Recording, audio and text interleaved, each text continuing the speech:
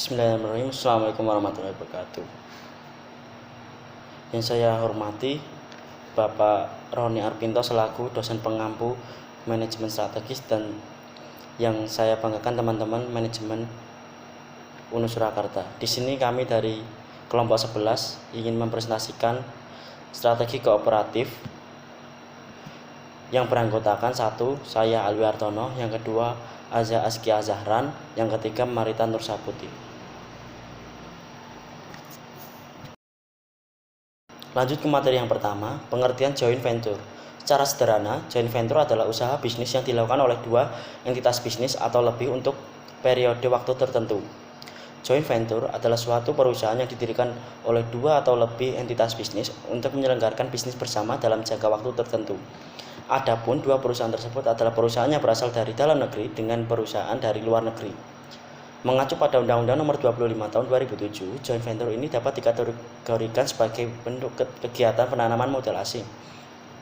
Tujuan utamanya yaitu agar perusahaannya memberikan kekuatan ekonomi kepada perusahaan induk mendapatkan keuntungan bersama.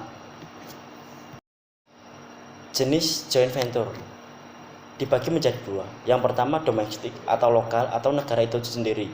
Yang kedua adalah internasional.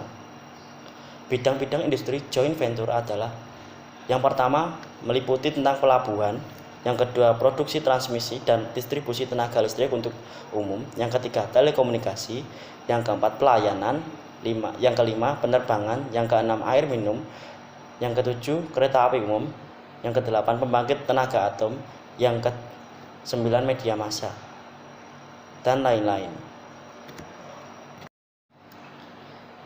Kita lanjut tentang manfaat joint venture. Yang pertama adalah menggabungkan sumber daya, yang kedua penghematan biaya, yang ketiga penggabungan keahlian, yang keempat alat untuk bertumbuh, yang kelima inovasi produk dan layanan, yang keenam tentang ekspansi pasar asing atau perluasan pasar asing. Saya akan melanjutkan presentasi dari Mas Alwi, yakni mengenai peraturan tentang joint venture. Yang pertama, menurut SK Menteri. SK Menteri Negara Penggerak Dana Investasi atau Ketua Badan Koordinasi Penanaman Modal Nomor 15/SK/1994 tentang ketentuan pelaksanaan pemilikan saham dalam perusahaan yang didirikan dalam rangka penanaman modal asing.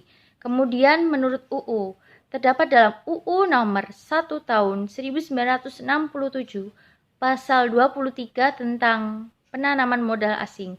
Kemudian menurut PP Nomor 7 Tahun 1993 tentang pemilik saham perusahaan penanaman modal asing. Kemudian menurut PP Nomor 20 Tahun pemilikan saham dalam perusahaan yang didirikan dalam rangka penanaman modal asing. Kemudian aliansi strategi. Salah satu bentuk kerjasama yang dilakukan adalah melalui aliansi strategi.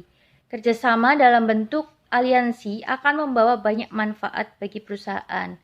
Untuk tujuan utama aliansi strategi adalah memungkinkan suatu perusahaan atau grup untuk mencapai tujuan tertentu yang tidak dapat dicapai dengan usaha sendiri. Selanjutnya, kelebihan dan kekurangan. Yang pertama, kelebihan strategi aliansi. Kelebihan dari strategi aliansi bermacam-macam, terutama difokuskan pada penggabungan sumber daya untuk dapat berkompetisi di bisnis yang baru. Kemudian, kelemahan strategi aliansi berkaitan dengan masalah kepemimpinan, kontribusi dengan rekan aliansi, pengawasan kontribusi, dan strategi dalam bisnis. Strategi kooperatif tingkat bisnis dibagi menjadi 4. Yang pertama, aliansi strategi komplementer. Aliansi strategi komplementer ini dibagi menjadi 2 tingkatan, yakni vertikal dan horizontal. Yang kedua, strategi tanggap bersaing. Yang ketiga, strategi pengurangan tekanan persaingan. Dan yang keempat, strategi mengurangi ketidakpastian. Baik, presentasi selanjutnya akan disampaikan oleh Mbak Marita.